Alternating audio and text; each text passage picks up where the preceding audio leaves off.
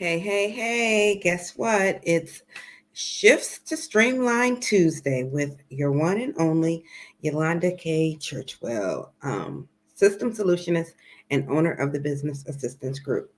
I'm sorry, I'm a little bit late tonight. I was working on a few things, got caught up. But last week we talked about how you make the shift, the four things that you needed to do to go from conference attendee to client, to getting the clients to convert.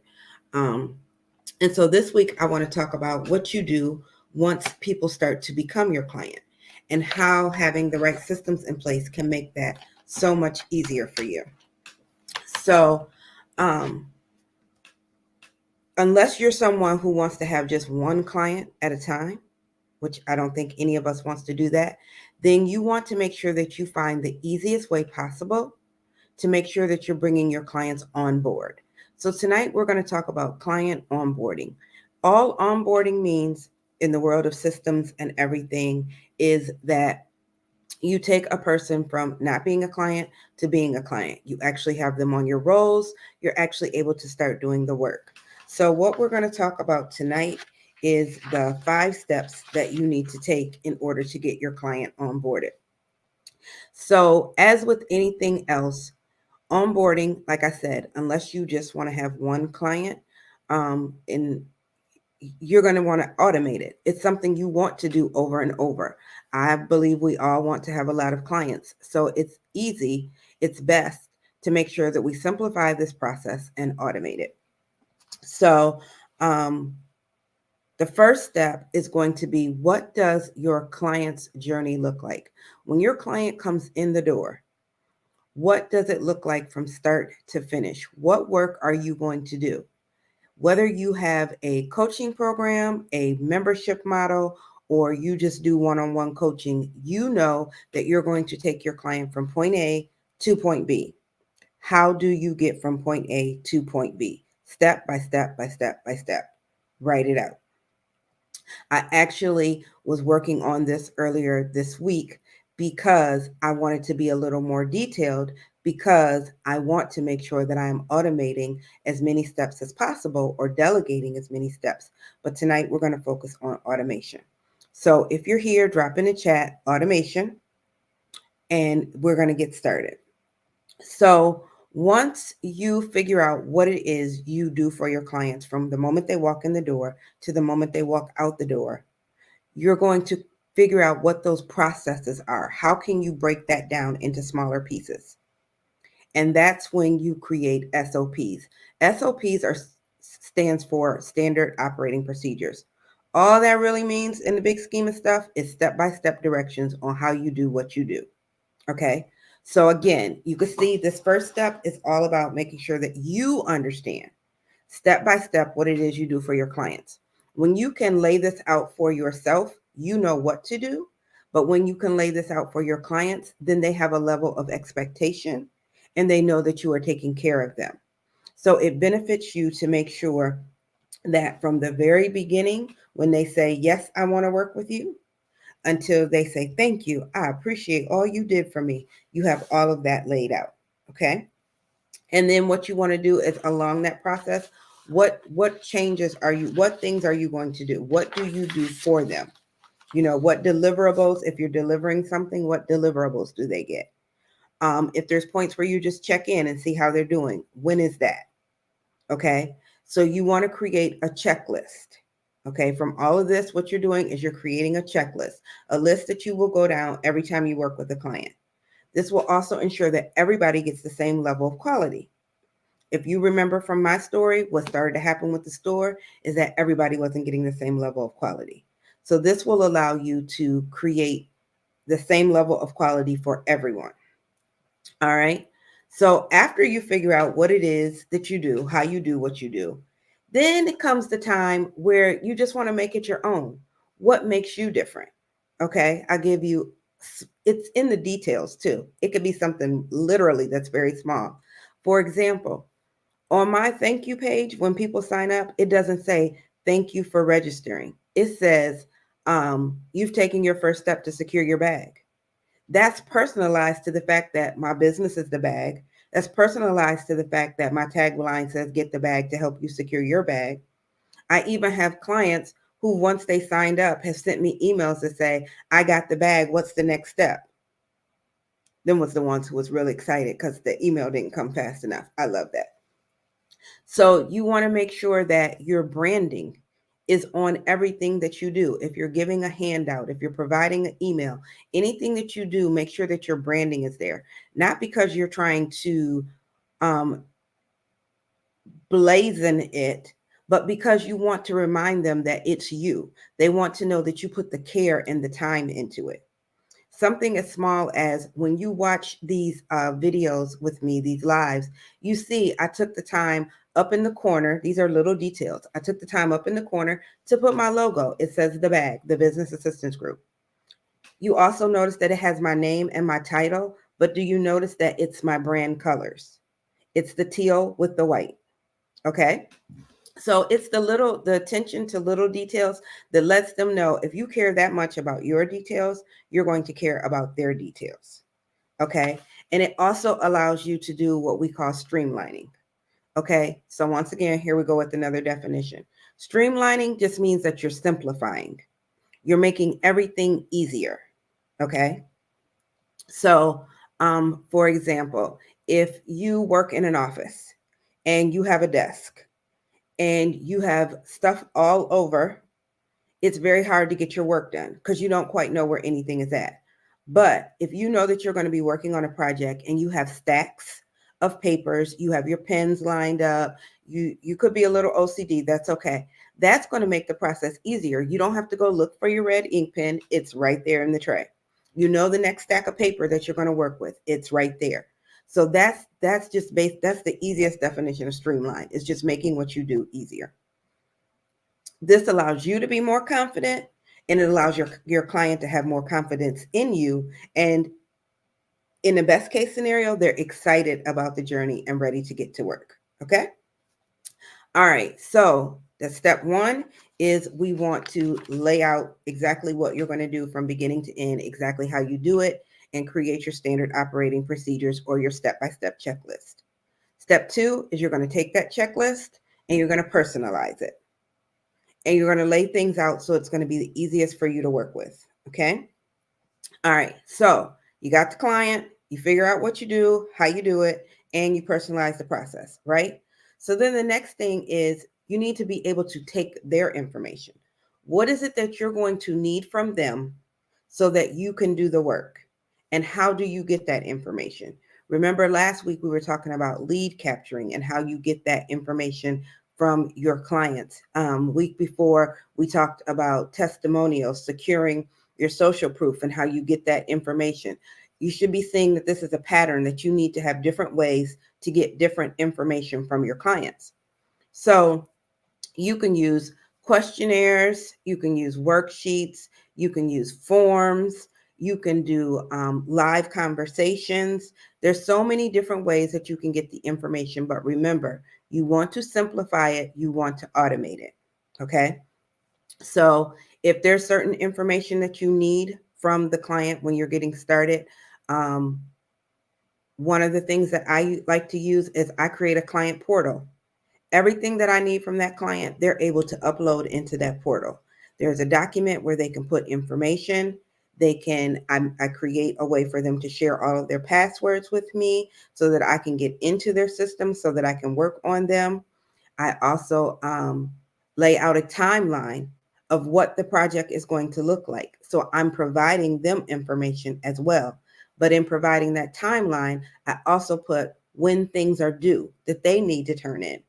And I make sure that they have the ability to turn those things into me. But first, we're just going to get them on board. But as you can see, there's a lot of information that goes back and forth. So you're going to want to get the information that you need from your clients, get as much upfront as possible so that your work can be seamless and you can go from that pile to pile to pile to pile. Okay. All right. So after you start collecting the information, whether it's you, your team member, some way that you've automated it, okay, then you want to make sure that you are staying in contact with your client on a regular basis. Okay. Schedule your meetings up front. I know that I'm going to meet with one client every week. I know I'm going to meet with another client every other week. I know I'm going to meet with one on Thursday later at night because she lives in a different time zone. I know that my team, when they need to interact with my clients, those meetings need to be early in the morning for us and late at night for them. So you just need to make sure that you set up clear communication. If you can automate those meetings, that's even better. Set them up so that they're recurring. That way you don't have to worry about when am I going to meet this person and will they set up a meeting and stuff. If you can get as much routine as possible in your business, it will allow you to move better and be a better person, a better business, a better deliverer to your clients. Okay. So you want to make sure that your communication with them is not only, first of all, you want to make sure you immediately, when someone signs up, you immediately. That's why I tell you it is so important that with any registration page, with any checkout page, that you have a thank you page or a next steps page. Okay. On that page, you need to let them know, I'm going to be reaching out to you. This is the email address that the emails will come from so that they don't go to spam. Go ahead and add that. Okay. You also tell them, okay, the next step is going to be da-da-da. You can tell them that. Okay. You can let them know that if they have any questions at all, they should always reach out to you. How should they reach out to you? Okay. So these are the types of things that you want to automate so that they're always ready. You don't want to have to go in every time you get a new client and be able to do each one of these steps. You want to be able to automate them. That's what onboarding is called. Onboarding. You want to automate your onboarding process so that it is seamless. Okay. So when my clients, I'll get to that in a minute. Okay. So, and then you want to make sure that you are consistently, just like we talked about with social media, it's not constant, it's consistent. Send emails on a regular basis, communicate on a regular basis. Do you have other ways that you support your client? Do they have access to you via Voxer? Do they have access to you via Slack? Is it email? Is it text? How are you interacting with your client? Make sure that they know, and it's not, oh, I heard from her today and they haven't heard from you. Make sure it's not that type of scenario. Make sure that one, they know when they're going to hear from you, but two, they know how they can get in touch with you if there's something that they need. Okay. So that's just going to make things run smoother. It's going to make your bond stronger. And at the end of the day, the best customers are repeat customers. If you create an experience for them that they truly enjoy, they will come back when they need the next step that you provide. All right. So once you get this process in place, once you have everything in place so that the client goes from saying, I want to work with you to working with you, just remember that as your business continues to grow, as you continue to take on more clients, you're going to need to look at those systems periodically and determine, do you need to make some upgrades? Can you put upgrades in the chat? Determine if you need to make some upgrades. All right. So, and I so apologize, y'all. I'm out and about, and so I'm using a virtual background. I feel like I'm morphing, but it's okay. I'm determined to get this done tonight.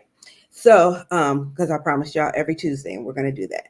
So what you want to do is you want to talk to your clients. When you're offboarding them, offboarding is the opposite of onboarding. Now you're finished and you're saying thank you and moving them on to the next level, or just thanking them and moving them out the door.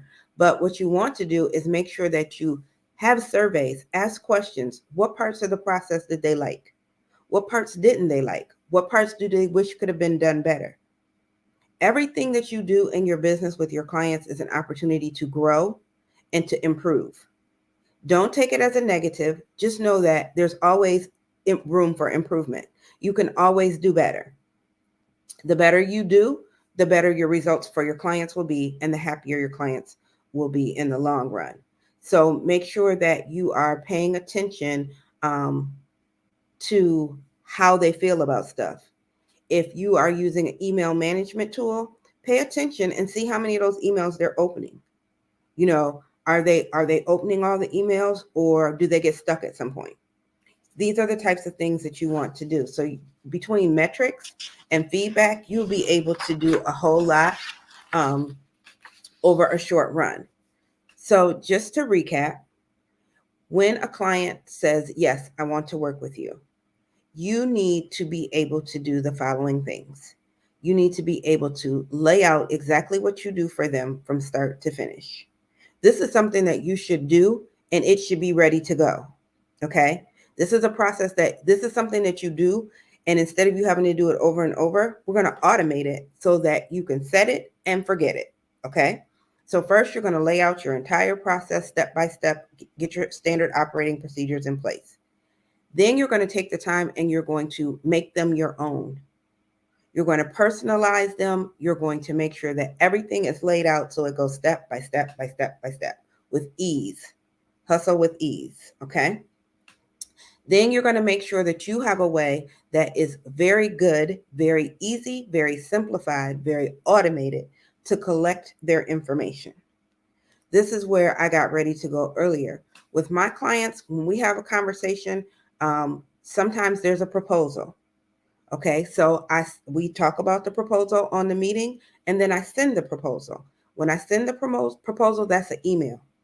When the email goes out, it's automatic. I just go in, I type in their name, their email address, add them to my system, attach their proposal, it goes out. First, there's an email that says the proposal is ready for you. Then they get the proposal. Okay, once they look at the proposal, then they have an opportunity to look at the quote. The quote tells them everything that they're going to get, lays everything out step by step along with the price. If they agree to that, they accept the quote, then the contract goes out. Once the contract goes out, they sign it, they return it, then the invoice goes out. They pay the invoice and they get their welcome. These are your next step emails. Your welcome, this is your next step email. Whether that's they get to set up a meeting because they're going to need to meet with me, or whether it's me letting them know what's going to happen next. Either way, they know exactly what's going to happen in the process next.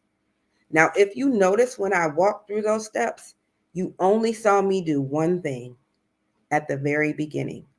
All of the rest of that is automated. And I know some of you think, well, that's a lot.